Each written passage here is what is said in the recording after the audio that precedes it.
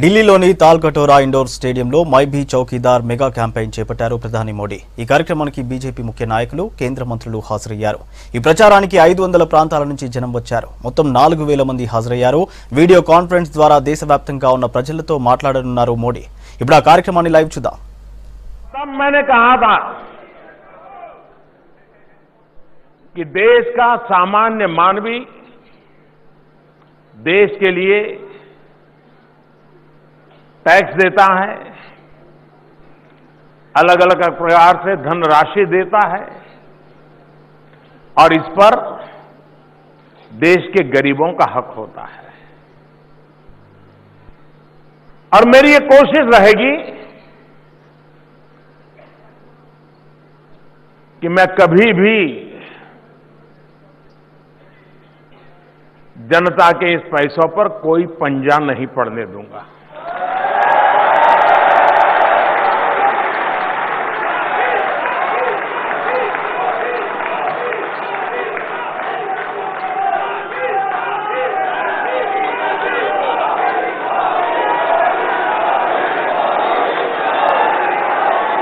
एक चौकीदार के रूप में मैं मेरी जिम्मेवारी निभाऊंगा।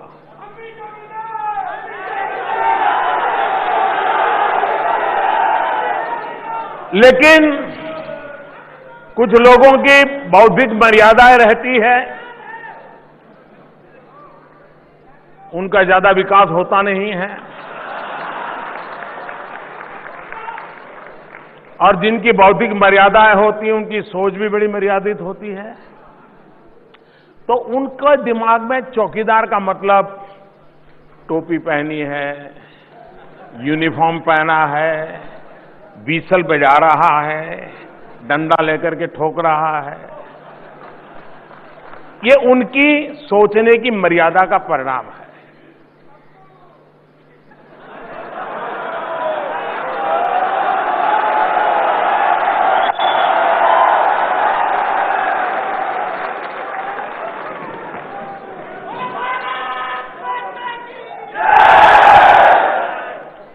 चौकीदार ये न कोई व्यवस्था है,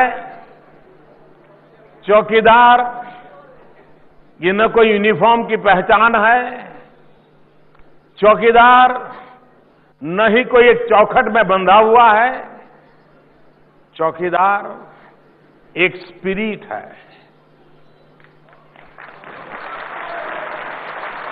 एक भावना है। महात्मा गांधी कहा करते थे, ट्रस्टीशिप के सिद्धांत की बात करते थे। गांधी जी कह रहे थे कि जो भी हमें दायित्व मिला है, जिन चीजों को हम संभालते हैं, चाहे वो प्राकृतिक संसाधन हो, चाहे वो समय हो, चाहे व्यवस्थाएं हो, हमें एक ट्रस्टी के रूप में ही उसका इस्तेमाल करना चाहिए। हम उसके ट्रस्टी हैं, हमें उसको संभालना चाहिए, गांधी जी ये कहते थे। अब आज गांधी जी तो है नहीं, लेकिन उनकी बातें, उनके आदर्श हम सबके लिए प्रेरणा है। लेकिन समयानुकूल शब्दों में बदलाव आता है, स्पिरिट वही रहता है।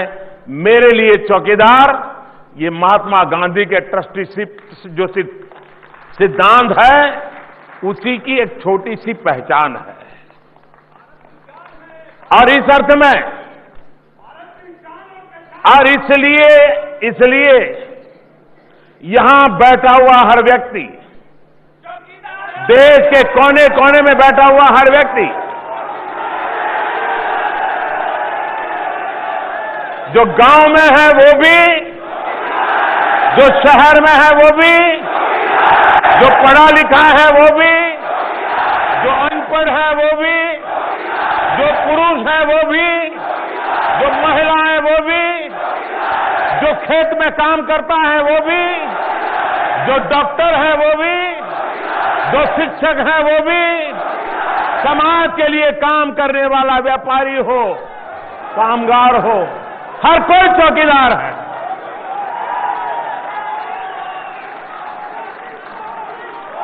और ये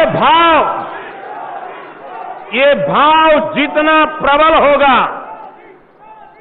125 करोड़ देशवासियों की ये जो भावना है, ये जितनी प्रबल बनेगी, आप मुझे बताइए, कोई चोरी करने वाला बचेगा क्या? कोई चोरी करने का इरादा बचेगा क्या? देश को लूटने का इरादा बचेगा क्या? हर कोई अपना दायित्व सही निभाएगा, नहीं निभाएगा? एक जिम्मेवारी का एहसास होगा कि नहीं होगा? और उसी भाव को लेकर के इस चौकीदार ने अपना काम शुरू किया और 125 करोड़ देशवासियों ने इतना भरपूर प्यार दिया, इतना समर्थन दिया, इतना विश्वास दिया कि मैंने पीछे मुड़कर कभी देखा नहीं है।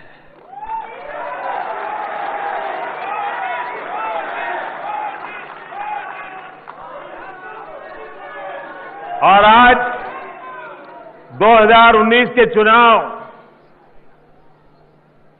हर कोई मैदान में है, मतदाता बड़ी बारीकी से देख रहा है।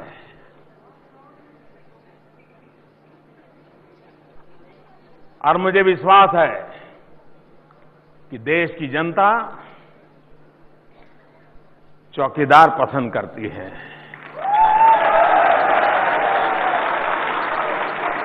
देश की जनता को राजा महाराजाओं की जरूरत नहीं है,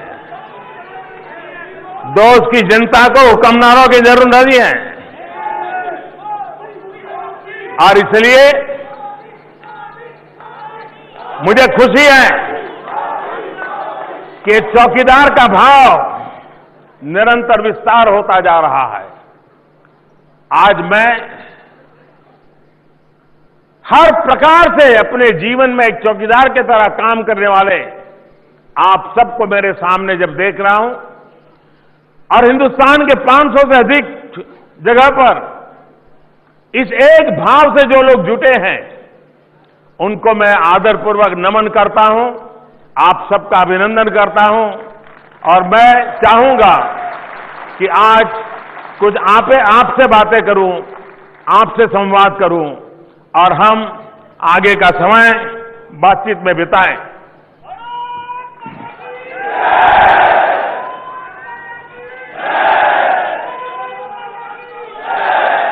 सर, आपके विचारों को सुनने के बाद जिस वजह से हम सभी मैं भी चौकीदार अभियान से जुड़े थे, तो वजह और भी मजबूत हो गई है। सर, हमारे पास लाखों सवाल आए हैं, हम सभी उत्सुक हैं आपके साथ बातचीत करने के लिए। लाखों सवाल आए हैं देश भर से। आइए सवाल जवाब का ये सिलसिला हम शुरू करें। पहला सवाल यहीं तालकटोरा स्टेडियम में बैठी एक चौकीदार हमसे पूछेंगी। अब अपना सवाल पूछ सकती हैं। जी हाँ, तालकटोरा स्टेडियम में बैठी चौकीदार जो है वो अपना पहला सवाल सर से पूछेंगी। आदरणीय प्रधानमंत्री जी, मैं Apurva Thakur, BA second year की छात्रा, दिल्ली विश्वविद्यालय से। मेरे दिमाग में किसी भी प्रकार की कोई कंफ्यूजन, आशंका या डिलेमा नहीं है और इसका पूर्ण श्रेय जाता है आपको। आपने जिस प्रकार यूथ को एम्पावर किया है, मोटिवेट किया है, इससे हमारे समक्ष एक रास्ता खुल गया है अपने भविष्य को लेकर के। मैं नमो ऐप को नियमित रूप से प्रयोग करती हूँ और जब मैं भी चौकीदार इवेंट के लिए रजिस्टर किया था तो मैंने सपने में भी नहीं सोचा था कि आज आपके समक्ष खड़े होकर मुझे प्रश्न पूछने का अवसर मिलेगा। और इसके लिए, इस व्यवस्था के लिए मैं आपको धन्यवाद देना चाहती हूँ कि आज एक आम नागरिक भी अपने प्रधानमंत्री से जुड़ा हुआ है। मुझे पूर्ण विश्वास है कि इस बार भी आप जीतेंगे और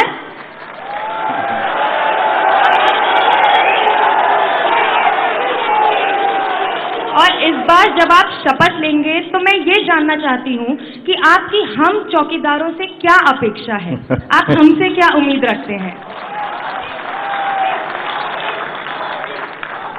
मैं आपका बहुत आभारी हूँ कि आपने एक सामान्य नागरिक के दिल की बात को बोला है और आपने बड़े विश्वास से कहा है कि देश की जनता फिर से एक बार देश की सेवा करने का मौका हमें देने वाली है।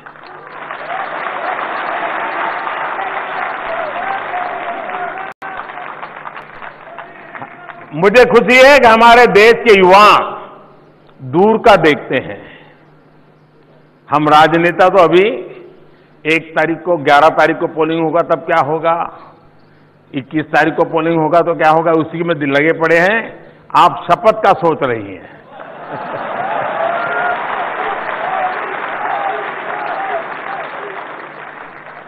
ये कॉन्फिडेंस, ये आत्मविश्वास, इसकी अपनी एक ताकत होती है। और इसलिए मैं आपका बहुत आभारी हूं कि आपने इन सब के ओर से, सामान्य जनता से जो आपने सुना है, मेट्रो में जाते आते लोगों से बात की, उसके आधार पर आपने कहा है जब मैं शपथ लूंगा, वो शपथ अकेला मोदी नहीं लेने वाला है।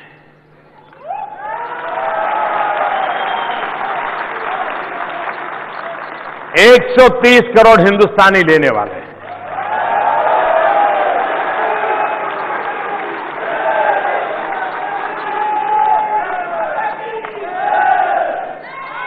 और सबसे बड़ा शपथ होता है, हम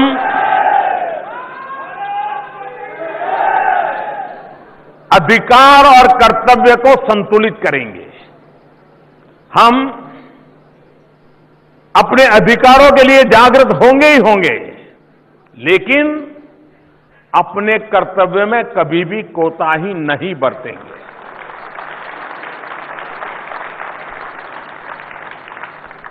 एक टीचर अपना कर्तव्य निभाता है तो विद्यार्थी का और देश का भविष्य बदल जाता है। एक पुलिस वाला अपना कर्तव्य निभाता है तो समस्याओं का समाधान अपने आप होने लगता है। और उस अर्थ में हमारे देश में पिछले 5 साल जो मुझे सफलता मिली है, उसका मूल कारण जन भागीदारी है।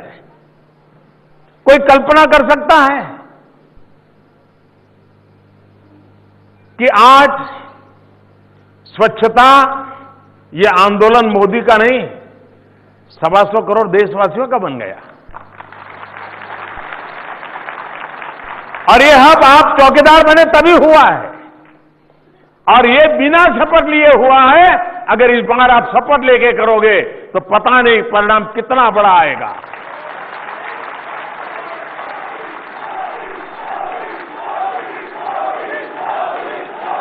हर व्यक्ति के अपने सपने होते हैं और होने भी चाहिए। हर व्यक्ति की अपनी इच्छाएं होती है, होनी भी चाहिए। लेकिन हम तय करें कि सबसे ऊपर देश।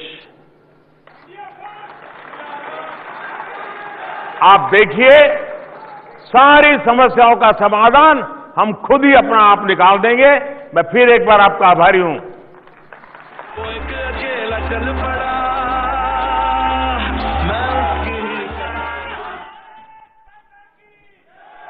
अगला सवाल हम लेंगे मुंबई महाराष्ट्र से। महाराष्ट्र के माननीय मुख्यमंत्री श्री देवेंद्र फडणवीस जी भी इस कार्यक्रम में उपस्थित हैं। अगला सवाल मुंबई महाराष्ट्र से।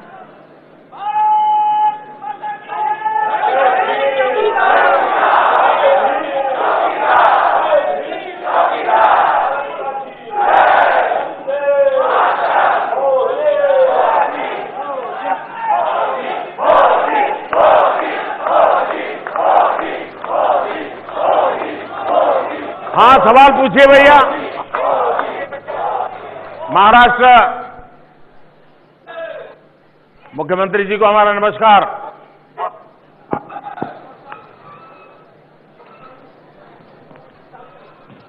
नमस्ते। नमस्ते प्रधानमंत्री जी। मैं सीए अजय दवे हूं। मुंबईमध्ये आपला स्वागत आहे। धन्यवाद। एक धन्यवाद देना चाहता हूं। पहले आपको धन्यवाद देना चाहता हूं। आपने जो उद्योग और अर्थतंत्र व्यवस्था के लिए जो कानून और व्यवस्था में जो बदलाव लाए हो, GST, demonetisation, income disclosure scheme से लेके बैंक्रप्सी कोड, सबसे आज भारतीय उद्योग को एक नियमबद्ध तरीके से प्रगति करने की सुविधा हो गई है और पूरे देश के चार्टर्ड अकाउंटेंट्स को भी इस कानूनी व्यवस्था में बदलाव लाने से जो क्लैरिटी आई है उद्योगों को, आज सारे चार्टर्ड अकाउंटेंट्स को एक चौकीदार के रूप में सेवा करने में सुविधा भी मिल गई है। तो धन्यवाद। प्रश्न सर, हमारा प्रश्न ये है सर, बालाकोट में जो आपने करके दिखाया वो गजब हो गया और सबका सीना गर्व से फूल गया है। मित्र परिवार सबको एक गर्व की भावना है और पूरे देश में आज एक ऐसा लग रहा है कि सालों बाद किसी ने भारत का दम दिखाया। सर मेरा प्रश्न इनकम डिस्क्लोजर स्कीम से लेके इस तरीके से सर दो चीज बताइए। पहला, आपको ये फैसला लेने में ताकत प्रेरणा कहां से मिली? और दूसरा, आपके मन में क्या ये विचार आया एक क्षण के लिए भी कि यदि इस ऑपरेशन में कोई चूक हो जाती तो आपके राजनीतिक भविष्य का क्या होगा? धन्यवाद सर। दवे जी, एक तो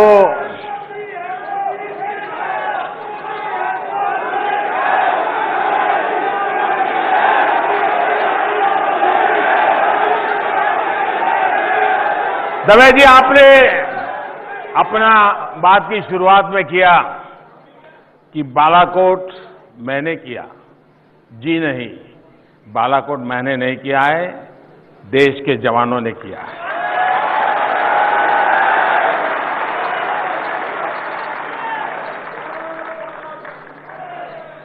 हमारे सुरक्षा बलों ने किया है और ये सबसे पहले हम सब की तरफ से उनको सैल्यूट।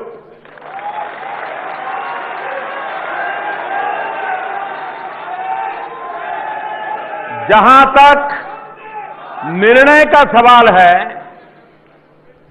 देखिए इस देश में आपने ढेर सारे प्रधानमंत्री या देखे हैं या उनके विषय में सुना है और कई लोग उस समय भी जब 2014 का चुनाव था प्रधानमंत्री की कतार में खड़े थे। आज लाइन थोड़ी लंबी हो गई है।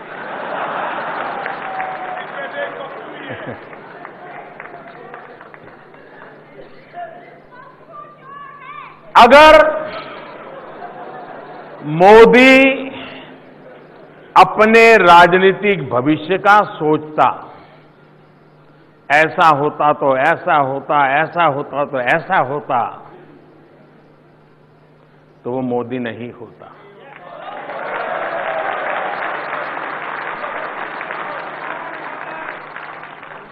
अगर यही राजनीतिक पैंतरेबाजी से देश चलाना होता,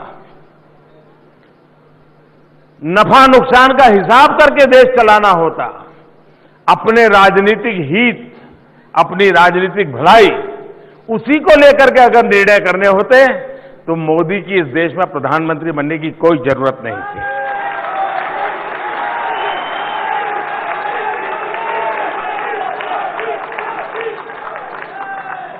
बहुत सारे लोग हैं, 70 साल तक चलाया है, मेरे जैसे व्यक्ति की क्या जरूरत है?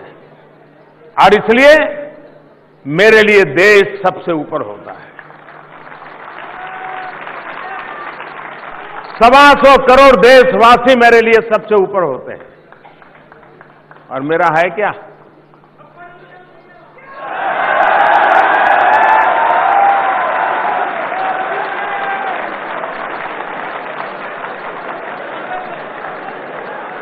आगे पीछे कोई चिंता नहीं रखी है। दूसरा, मुझ जैसे राष्ट्रीय राजनीति में अनजान व्यक्ति को 30 साल के बाद देश की जनता ने पूर्ण बहुमत दिया है। हमारे राजनीतिक दलों को भी पता नहीं है, ये दुर्भाग्य है। पूर्ण बहुमत वाली सरकार ये अपने आप में देश के लिए बहुत महत्वपूर्ण होती है, बहुत बड़ी ताकत होती है। आज दुनिया में भी हिंदुस्तान की बात सुनाई देती है, उसका कारण मोदी है। उससे ज्यादा ये पूर्ण बहुमत की सरकार है। दुनिया का कोई नेता जब मुझसे हाथ मिलाता है या गले लगता है, गले पड़ता नहीं है,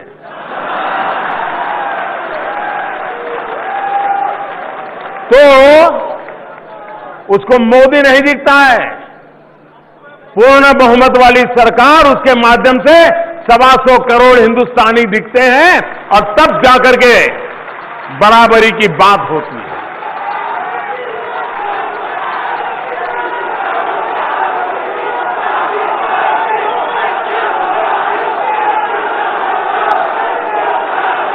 तीसरी बात,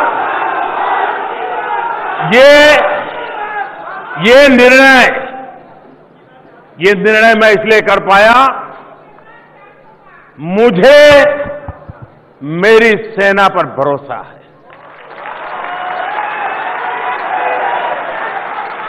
उन्हें छूट दे पाया, इसका कारण यह कि मुझे उनकी डिसिप्लिन में भरोसा है कि वो कभी वैसा काम कभी नहीं करेंगे जिसके कारण मेरे देश को नीचा देखने की नौबत आए। इसलिए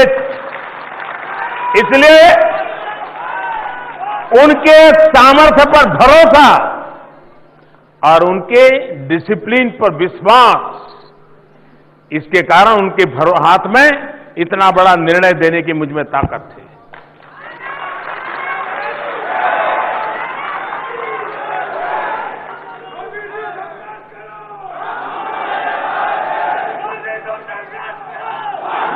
अब इसके पीछे मेरी विचार प्रक्रिया क्या है? हो सकता है शायद दवे यही जानना चाहते हो। देखिए, ये आतंकवाद से हम 40 साल से पीड़ित हैं। कौन ये पाप करता है सारी दुनिया को पता है।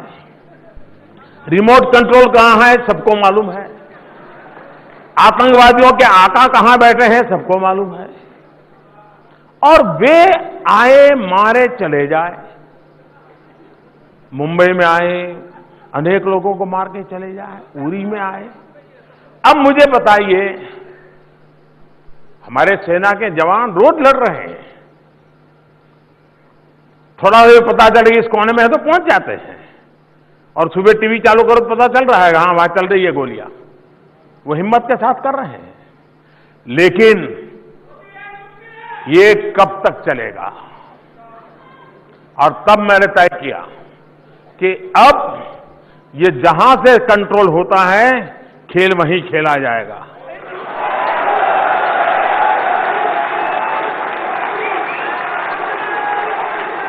अब मैदान उन्हीं का होगा,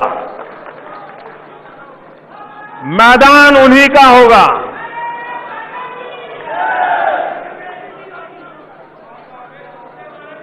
और आतंकवाद, और मुझे सबसे बड़ी बात, कभी कभी ये हमारे देश के भी कुछ बड़े बुद्धिमान लोग जो चर्चा करते हैं, मुझे बड़ी शर्मिंदगी होती है कि उनको हो क्या गया है।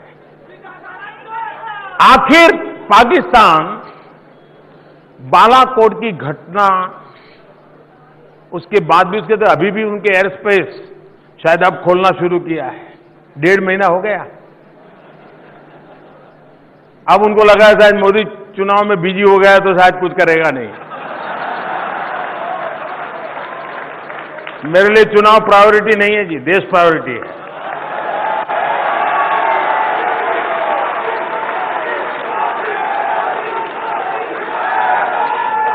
देखिए, पाकिस्तान की बड़ी मुसीबत है, पाकिस्तान की बड़ी मुसीबत है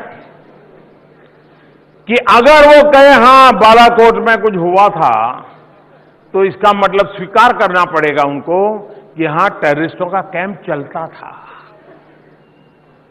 आज तक वो दुनिया को कहते आए हैं कि हमारे यहां कुछ नहीं है, हमने ऐसी जगह पे वार कर दिया कि अब उनको उसको छुपा रहना बनता नहीं है। आपने देखा हो 1.5 महीना हो गया किसी को जाने नहीं देते, और हमें कुछ लोग बताते हैं कि फिर से उस सारे इलाके को रिकंस्ट्रक्शन किया जा रहा है और उसको एक ऐसा रूप दिया जा रहा है वहां बच्चों का स्कूल चल रहा है। ताकि दुनिया को ले जाकर के दिखाया जाए कि वहां कभी टेररिस्ट कैंप था ही नहीं। लेकिन अब वो ऐसी जगह पे वार हुआ है, इसके कारण ये सिद्ध हो चुका है कि पाकिस्तान में टेररिस्ट कैंप चलते थे। और इसी ने पाकिस्तान को सबसे ज्यादा परेशानी, कितने लोग मरे उससे नहीं है, वो तो प्रॉब्लम वो सॉल्व कर देते हैं। उनके परेशानी इस बात की है कि इससे थप्पा पक्का लग रहा है कि टेररिस्टों का कैंप यहां चलता था। और दुर्भाग्य है कि हमारे देश के मोदी को गाली देने में जो उत्साही लोग हैं, वो वहां पाकिस्तान की अपने बयानों से मदद कर रहे हैं।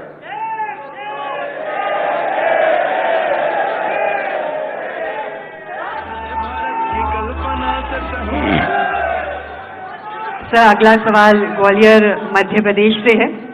श्री शिवराज सिंह चौहान जी भी उपस्थित हैं इस कार्यक्रम में। अगला सवाल ग्वालियर मध्य प्रदेश से। जी हाँ, हम कनेक्टेड हैं।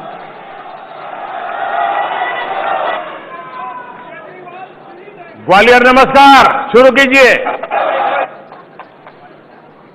हाँ, ग्वालियर।